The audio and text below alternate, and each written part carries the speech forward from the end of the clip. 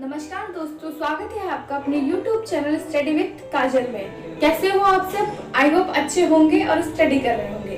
Channel को अगर subscribe नहीं किया है तो चैनल को सब्सक्राइब कर लें, साथ ही बेल आइकन को दबा दें। वीडियो अच्छी लगे तो लाइक करें और अपने दोस्तों के साथ शेयर करें। दोस्तों, अगर आपको टीचर बनना है तो आपको क्या करना होगा? आपको करना होगा बीएड। अगर आपने बीएड नहीं किया है तो आप टीचर नहीं बन सकते। आजकल तो प्राइवेट सेक्टर में भी बीएड क्वालिफाइड टीचरों को रखते हैं, है ना। जिन्होंने बीएड क्वालिफाई किया है उनको रखते हैं। तो हमें चाहे सरकारी सेक्टर में जाना हो या प्राइवेट सेक्टर में जाना हो, किसी भी सेक्टर में अगर आपको टीचर बनना है तो आपको क्या करना होगा? आपको करना होगा बीएड। ठीक है। अब ये मत सोच लीजिएगा कि मैम ने बोल दिया कि बीएड कर लेंगे हम तो हम टीचर बन जाएंगे। टीचर तो आप बन जाओगे, प्राइवेट सेक्टर में आप बन सकते हो, लेकिन सरकारी सेक्टर में आप सरकारी विभाग में टीचर नहीं बन पाओगे।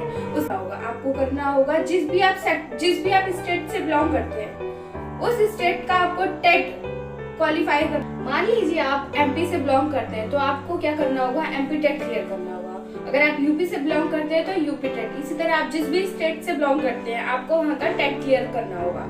टेट के साथ आप सी टेट भी क्लियर कर सकते हैं। ठीक है। ये दो एग्जाम आपको क्लियर करना होगा, या तो आपको टेट क्लियर करना होगा या तो आपको सी टेट क्लियर करना होगा। दोनों में से अगर आपने एक क्वालिफाई कर लिया तो आप सरकारी टीचर बन सकते हो। ठीक है। अब हम ये तो हुई टेट या सी टेट की बात, लेकिन अब हम चलेंगे बीएड कोर्स में एडमिशन कैसे मिलेगा आपको। तो बीएड कोर्स में एडमिशन आपको यूपी बीएड एंट्रेंस एग्जाम के द्वारा मिलेगा। ठीक है। आप कैसे एडमिशन पाएंगे? आपको क्या करना होगा? आपको यूपी बीएड एंट्रेंस एग्जाम का फॉर्म फिल करना होगा। ठीक है। ठीक है ना। अगर आपने फॉर्म फिल नहीं किया तो आप बीएड नहीं कर सकते हो। अगर आपसे कोई कह रहा है कि मैं आपका डायरेक्ट एडमिशन करा दूंगा तो वो गलत है, आपका एडमिशन मान्य नहीं होगा।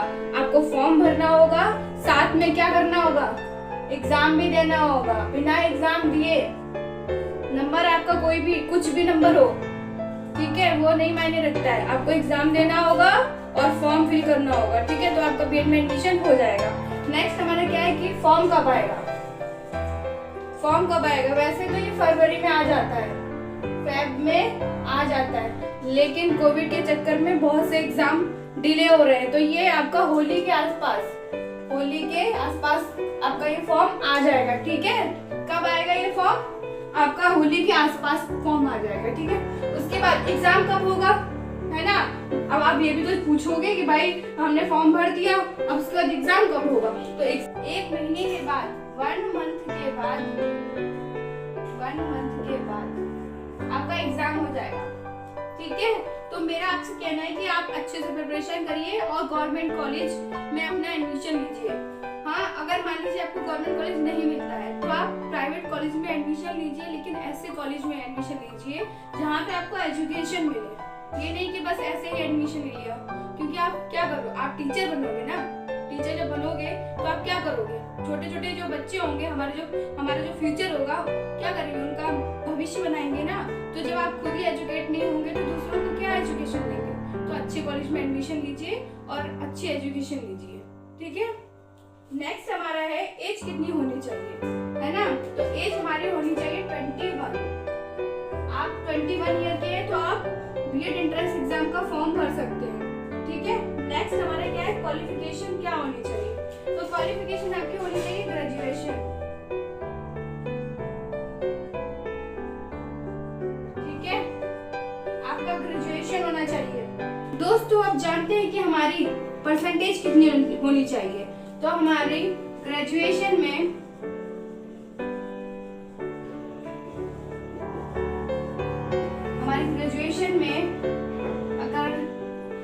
अगर आप जनरल हैं,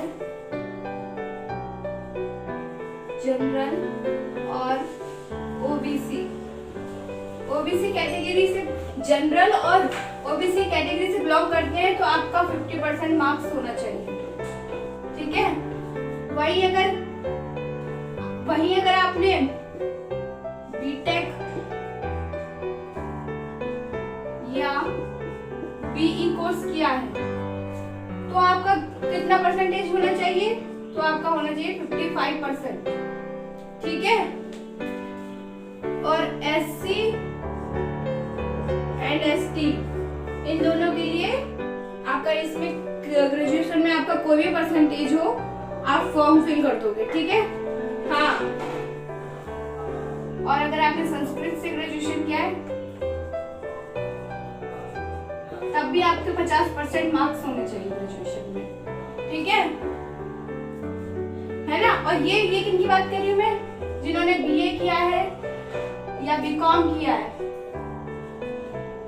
अदर कोई भी कोर्स किया है, अदर कोई भी कोर्स किया है, तो वो लोग, उनका कितना होना चाहिए परसेंटेज, 50% होना चाहिए, ठीक है।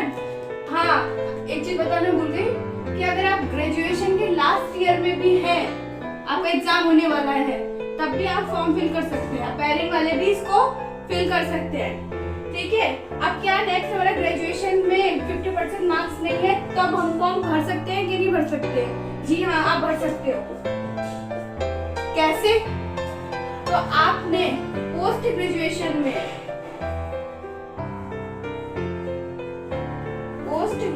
में क्या करना है, 50% मार्क्स लाने हैं, ठीक है। आप अगर पोस्ट ग्रेजुएशन में 50% मार्क्स ले आए, तब आप क्या कर सकते हो, बीएड का फॉर्म फिल कर सकते हो। अब हम जानते हैं कि बीएड एंट्रेंस एग्जाम का फॉर्म कितने का आता है, ठीक है। तो अगर आप जनरल या ओबीसी हैं, तो आपका फॉर्म 1500 का, जो आपकी फॉर्म फीस होगी वो 1500 रुपए होगी, ठीक है। अगर आप एससी या एसटी हैं, तो आपकी फॉर्म फीस होगी 750 रुपए। कितनी होगी? 750 रुपए। और अगर आप अदर स्टेट से आते हैं, अगर आप अदर स्टेट से आते हैं तो आपकी फॉर्म फीस होगी 1500 रुपए, ठीक है। अगर मान लीजिए आप फॉर्म फिल करने में आपने देरी कर दी, लेट हो गए आप, तो आपकी फॉर्म फीस क्या होगी? तो आपकी फॉर्म फीस होगी, जनरल वालों की होगी 2500 रुपए, लेट फी, ठीक है। लेट फी आपकी होगी 2500 रुपए। वहीं अगर आप एसटी या एससी से कैटेगरी से बिलोंग करते हैं, तो आपकी फॉर्म फीस होगी 1250 रुपए, ठीक है। और अदर स्टेट से बिलोंग करते हैं तो 2500 रुपए, ठीक है। इसके अलावा अगर आपके कोई और डाउट्स है तो आप प्लीज मुझे कमेंट करिएगा, मैं उनका सोल्यूशन दे दूंगी। दोस्तों, आप जानते हैं बीएड कोर्स कितने ईयर का होता है? तो ये कोर्स होता है 2 ईयर का, 2 ईयर का कोर्स है, ठीक है, जिसमें 4 सेमेस्टर होते हैं। कितने सेमेस्टर होते हैं? 4 सेमेस्टर वाइज एग्जाम होता है इसका। फिर एग्जाम मोड क्या होता है? तो एग्जाम मोड होता है ऑफलाइन, ठीक है। एग्जाम लेवल क्या होता है? तो exam level state level exam है ये, ठीक है। नेक्स्ट है आपका साल में कितनी बार होता है? तो ये साल में 1 बार होता है। और बीएड का फुल फॉर्म, तो बीएड का फुल फॉर्म है बैचलर ऑफ एजुकेशन। क्या होता है बीएड का full form? Bachelor of education. दोस्तों, आप जानते हैं हम कि बीएड एंट्रेंस एग्जाम की कंडक्टिंग बॉडी कौन होता है? तो इसकी कंडक्टिंग बॉडी है लखनऊ यूनिवर्सिटी।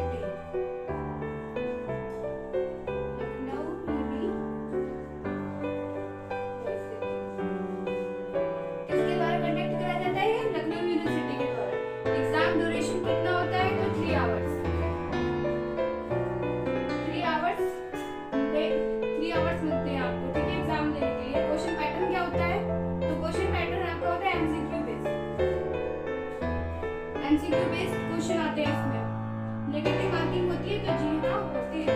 कितनी होती है? 1/3, ठीक है। 1/3 इसमें नेगेटिव मार्किंग भी होती है। तो क्वेश्चन आपको सोच समझ के सॉल्व करना है, ठीक है। इस क्वेश्चन कैरी आपको हर एक क्वेश्चन पर कितने नंबर मिलेंगे? तो नंबर मिलेंगे आपको 2 मार्क्स मिलेगा।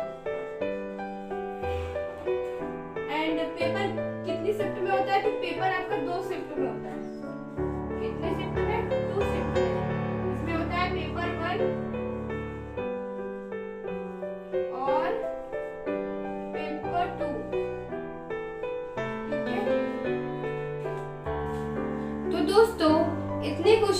अलावा, इतनी क्वेरीज के अलावा अगर आपके और भी कोई क्वेरीज हो तो प्लीज बताइएगा मुझे।